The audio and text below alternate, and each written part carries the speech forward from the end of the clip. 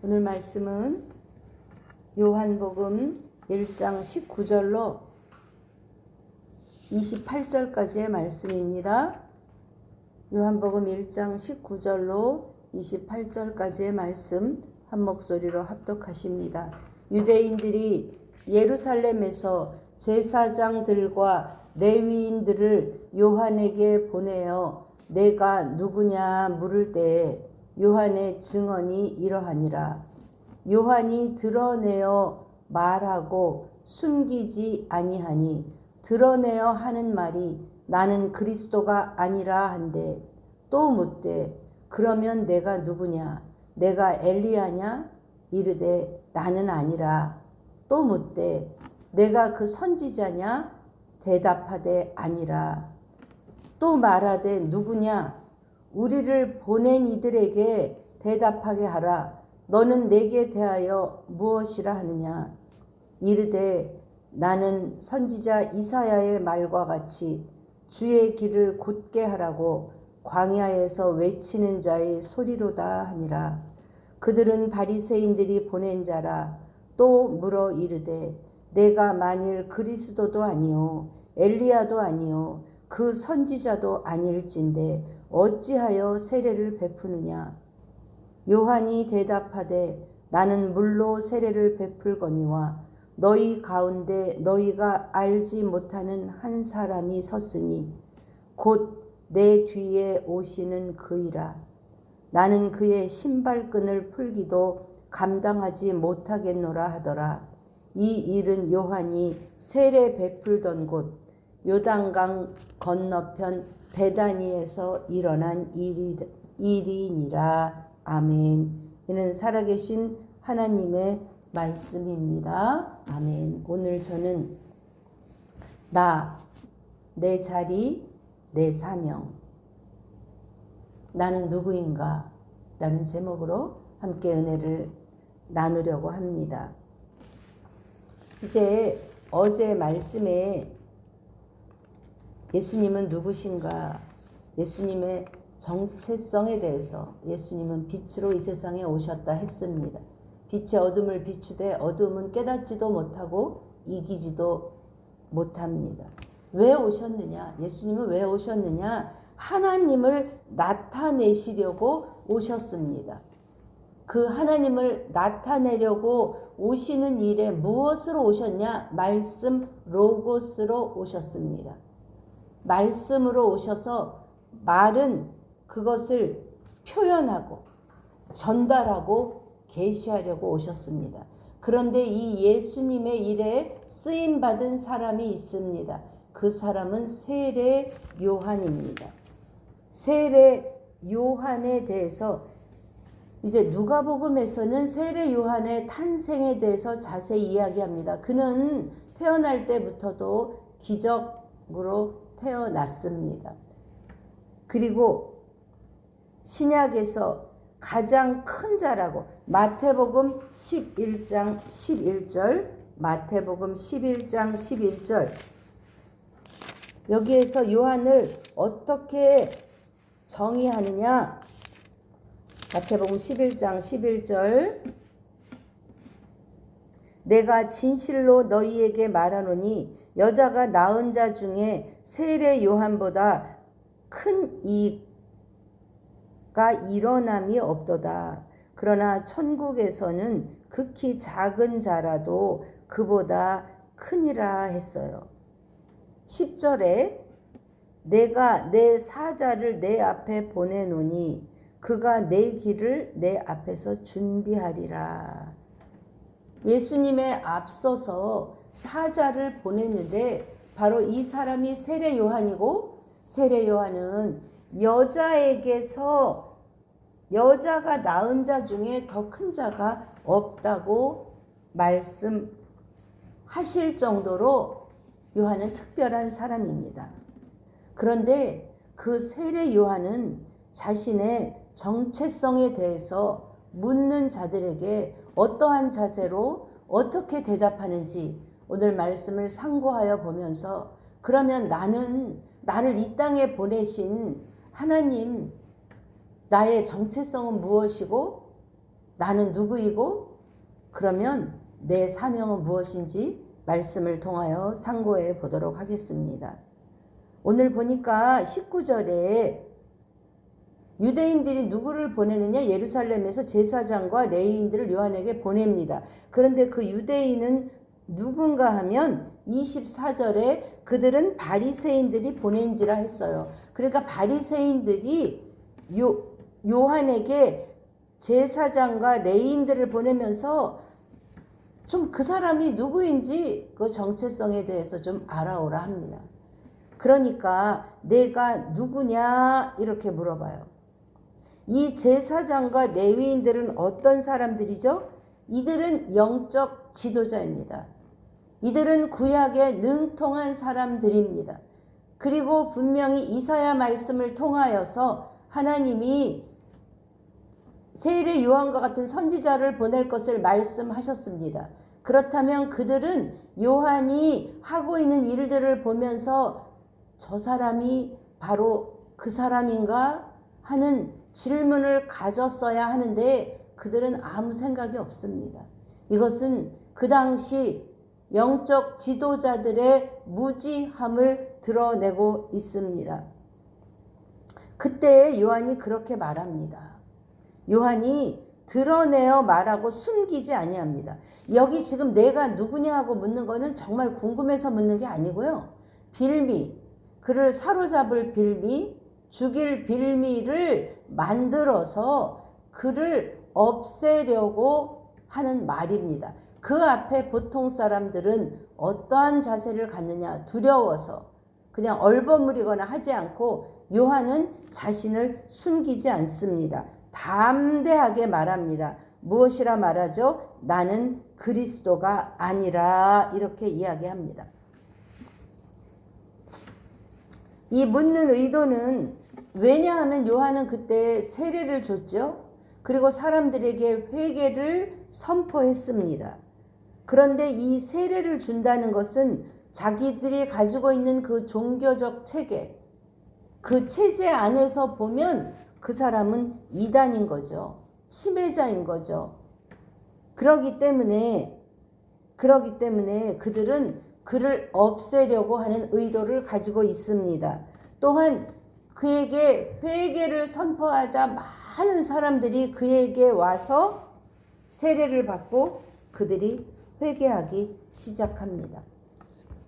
그럴 때 그들은 그 세례 요한의 선포를 통하여 일어나는 일들, 하나님의 역사를 보는 것이 아니라 자기들은 그렇게 말씀을 전했어도 회개가 일어나지 않았는데 이런 일이 일어나는 것을 보면서 백성들처럼 또 일반 사람들처럼도 생각하지 못합니다. 요한복음 3장 15절 제 성경은 93페이지입니다. 함께 읽어보시죠. 백성들이 바라고 기다림으로 모든 사람들이 요한을 혹 그리스도신가 심중에 생각하니 그랬어요. 그러니까 백성들은 요한이 하는 일을 보면서 이 사람이 그리스도신가 이렇게 생각하는 것을 요한은 알았어요. 그래서 요한은 나는 그리스도가 아니라 라고 이야기합니다. 그러면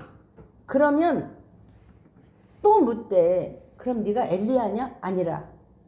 그럼 네가 선지자냐? 아니라. 왜 이렇게 엘리야도 물어보고 선지자도 물어보고 하냐면 말라기 4장 5절 말씀에 보라 여호와의 크고 두려운 날이 이르기 전에 내가 선지자 엘리야를 너희에게 보내리니 그가 아버지의 마음을 자녀에게로 돌이키게 하고 자녀들의 마음을 그들의 아버지께로 돌이키게 하리라. 돌이키지 아니하면 두렵건대 내가 와서 저주로 그 땅을 칠까 하노라 했습니다. 그러니까 엘리야를 보낼 거라. 하나님이 그 심판 전에 엘리야를 보낼 거라 했기 때문에 이 당시 그 사람들은 엘리야가 어떻게 했죠? 살아서 승천했잖아요. 그러니까 그대로 살아서 엘리야가 먼저 오고 그 다음에 주님이 오시고 심판이 올 거라고 생각해서 누가 엘리야인가에 대해서 주목하고 있었기 때문에 요한이 그런가 물어보는 것이죠.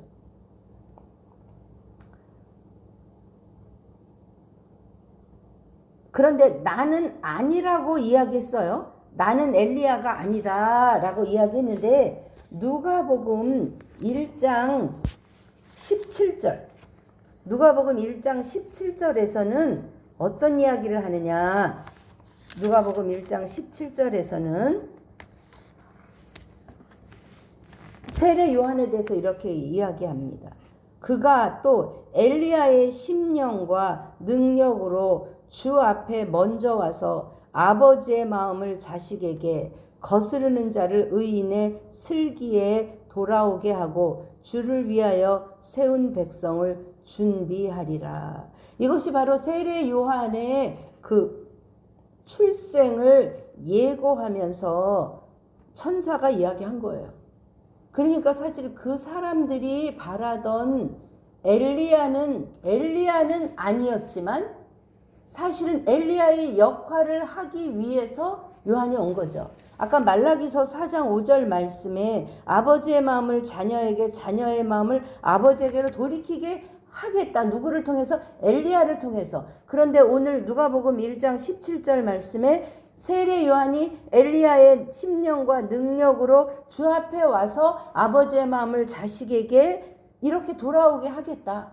그러니까 하나님께서는 구약의 예언대로 이렇게 요한을 쓰시는 거죠. 그러나 세례 요한은 요한인 것이지 엘리야는 아닌 것입니다. 그러면 이들이 지금 그러면 도대체 너는 누구냐? 그리스도도 아니고 엘리야도 아니고 선지자도 아니고 그런데 네가 하는 일을 보면 심상치 않아. 그러면 너는 누구야? 네가 나한테 이야기를 해줘야 내가 우리를 보낸 바리새인들에게 가서 이야기를 하지 않겠나? 내가 그 사람한테 가서 뭐라고 이야기를 하겠느냐? 그럴 때 나는 딱 한마디로 이야기합니다. 자신의 정체성. 23절 읽어보시죠. 이르되 나는 선지자 이사야의 말과 같이 주의 길을 곧게 하라고 광야에서 외치는 자의 소리로다 하니라. 자신의 정체성, 네가 누구냐? 라고 물어볼 때 나는 그래 주의 길을 곧게 하려고 광야에서 외치는 자의 소리야. 그런데 그 이야기를 누가 했느냐? 이사야가 했다는 것이죠. 이사야 40장을 한번 찾아보십니다. 이사야 40장 말씀은 바로 세례 요한에 대한 예언의 말씀인데 이사야 40장 3절 말씀, 이사야 40장 3절 말씀에 외치는 자의 소리여 이르되 너희는 광야에서 여호와의 길을 예비하라. 사막에서 하나님의 대로를 평탄하게 하라. 바로 이 곧은 길을 주의 길을 예비하는 자, 그 사람이 바로 나다. 내가 그 역할을 하려고 왔다. 그리고 또한 나는 광야에서 외치는 자의 소리다.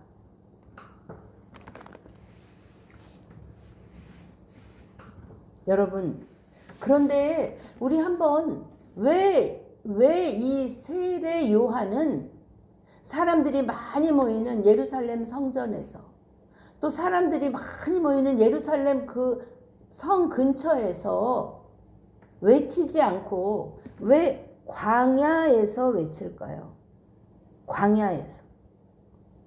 광야를 의미하는 것은 여기서 광야라고 이야기하는 것은 그 당시 이스라엘의 영적 메마름, 영적으로 말라있는 아까 19절에 제사장과 레위인들이 영적으로 무지하여서 세례 요한을 알아보지 못하는 그 무지함처럼 이 유대인들은 이미 영적으로 타락했고 영적으로 곤고한 광야와 같은 상태라는 것을 의미하는 것이죠.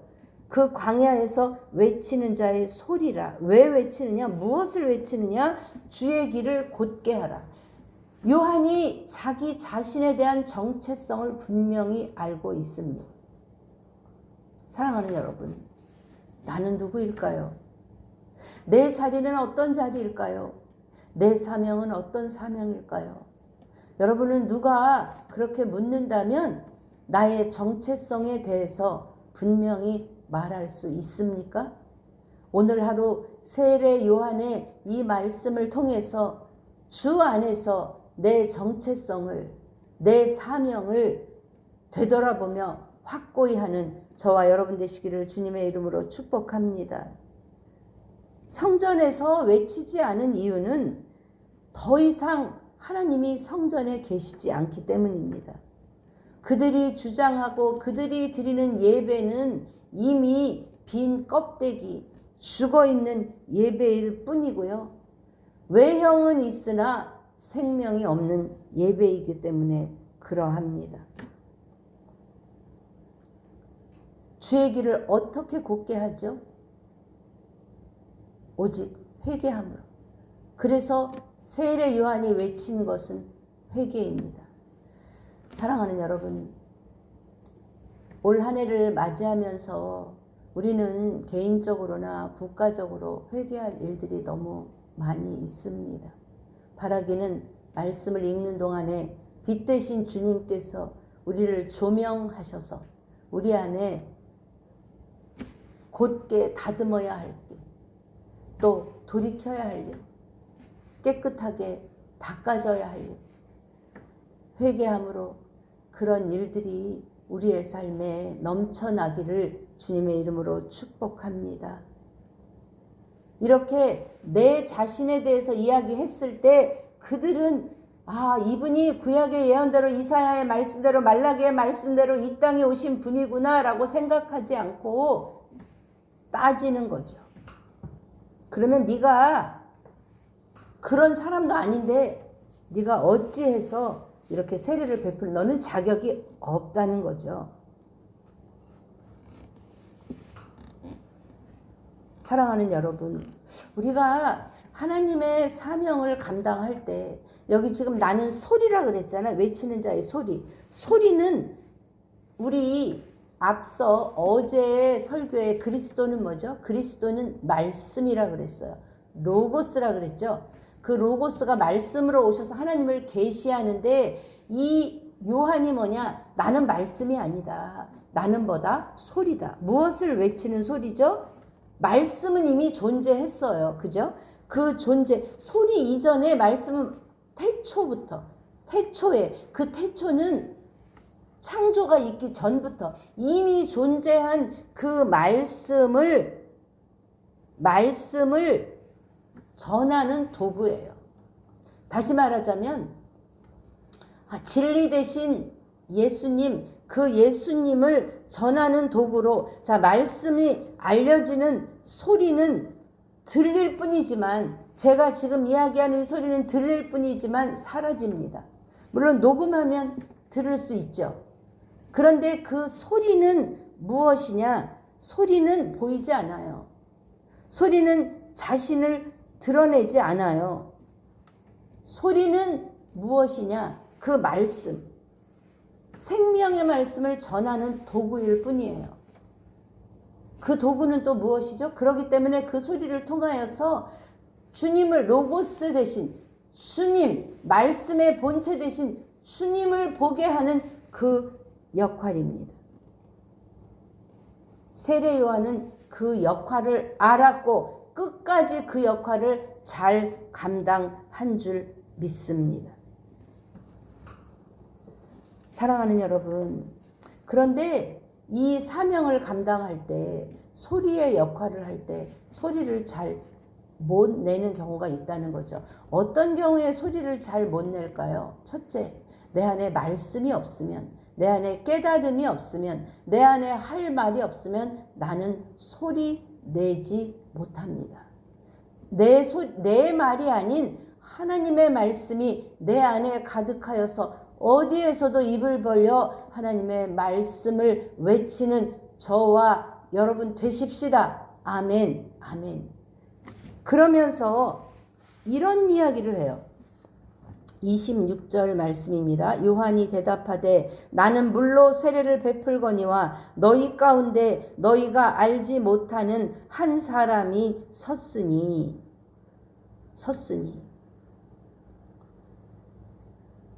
물로 세례를 베풀거니와 너희 가운데 너희가 알지 못하는 한 사람이 섰으니. 그는 누구죠? 예수님이 세상에 오셨지만 그 사람을 알지 못하는 것이에요. 여러분, 증인의 목적은 무엇이냐? 사람들이 그것을 듣고 뭐 하게 하려고요? 그것을 듣고 믿게 하려는 것이죠. 요한복음 1장 7절 말씀에 그가 증언하러 왔으니 빛에 대하여 증언하고 모든 사람이 자기로 말미암아 믿게 하려 함이라 그랬어요. 누구죠? 그는 세례 요한이죠.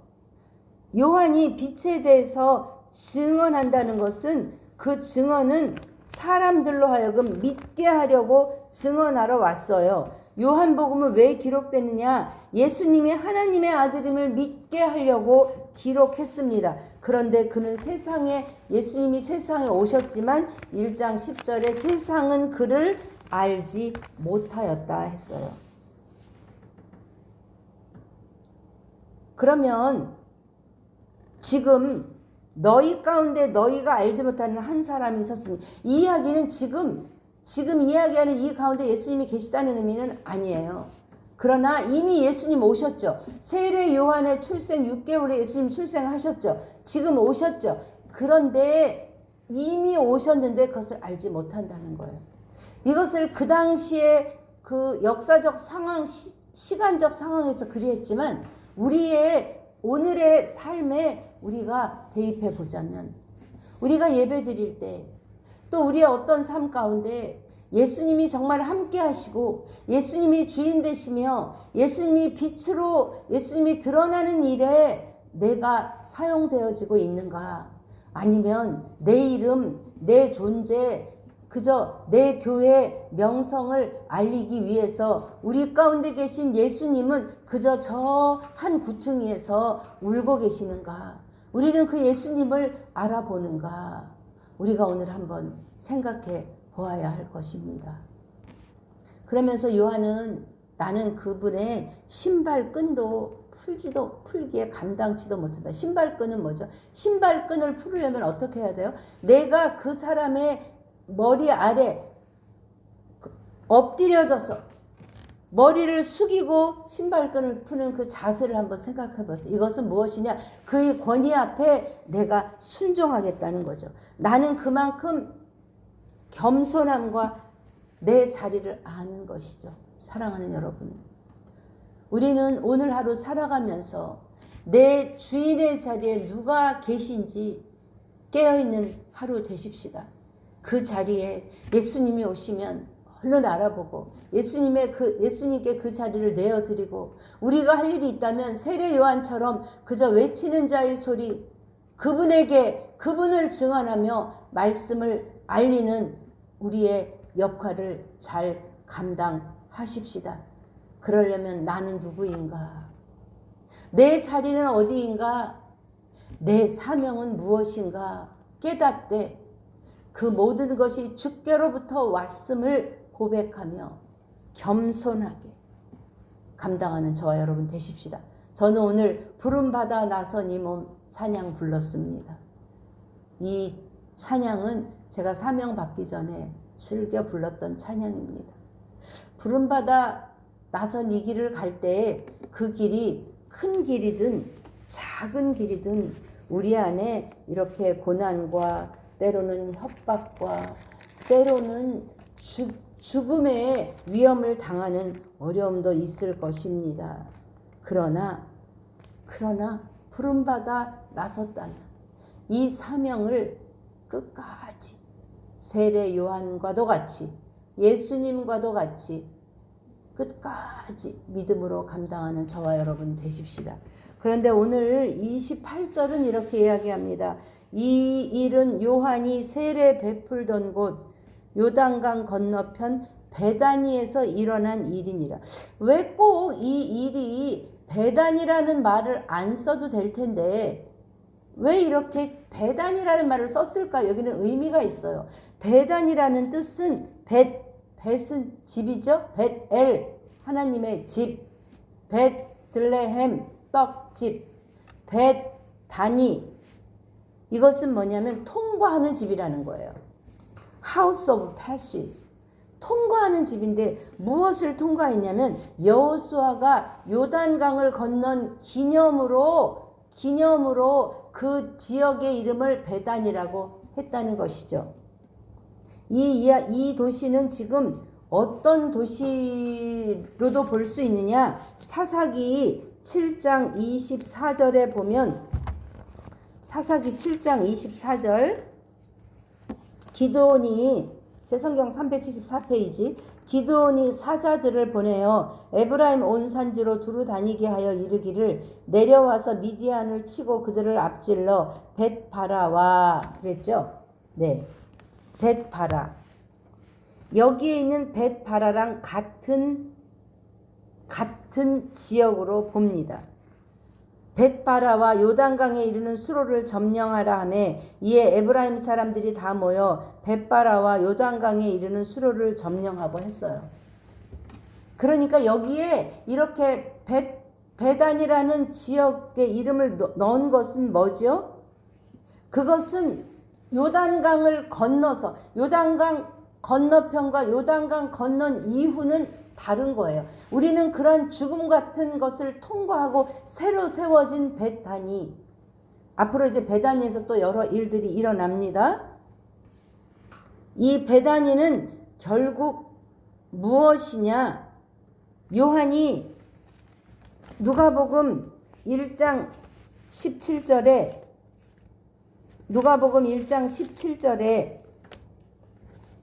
내가 엘리야의 심령과 능력으로 주 앞에 먼저 와서 아버지의 마음을 자식에게 거스르는 자를 의인의 슬기에 돌아오게 하고 주를 위하여 세운 백성을 준비하리라 한 것은 무엇이냐면 이미 성전의 제사도 무너졌고 제사장들도 타락해서 이미 껍질뿐인 그 유대교의 그 껍질을 벗어나서 죽음을 벗어나서 생명으로 율법을 벗어나서 말씀으로 말씀의 본체 대신 예수님으로 돌아오는 그 새로운 백성을 세우겠다. 요한은 이제 유대교로부터 분리되는 그래서 그 회개에 응하고 자기 자신을 자복하며 세례 받은 자들은 이제 요단강을 건넌 이스라엘 백성처럼 유대교의 종교를 뛰어넘는 하나님을 예수님 그리스도를 메시아로 인정하는 새로운